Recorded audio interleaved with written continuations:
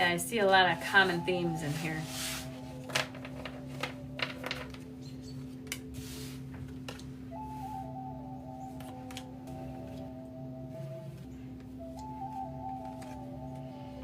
Man, what a great message. All right, I'm just going to read you guys as it came out, right? The guides are saying about the collective reading that there's a lot of potential in our energy, a lot of potential for a lot of good things. But because we have been avoiding dealing with a lot of different subjects, especially the idea of empowerment and claiming the accountability for our own actions, all that sort of stuff, it's put us into a state of denial.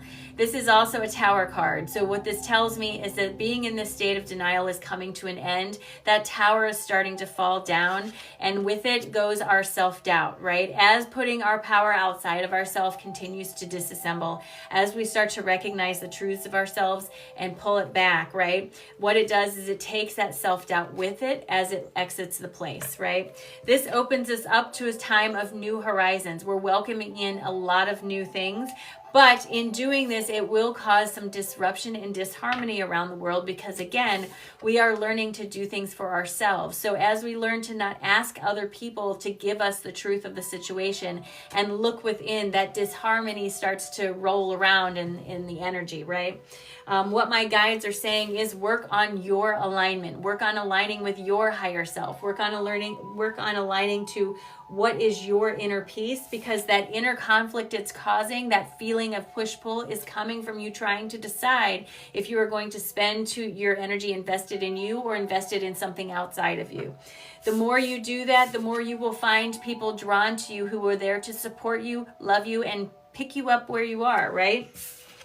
Your chosen family will start to show itself more easily to you. This is the idea of the people who are on the same level as you being drawn into the same space. And when this happens, this builds a momentum with a lot of belief behind it.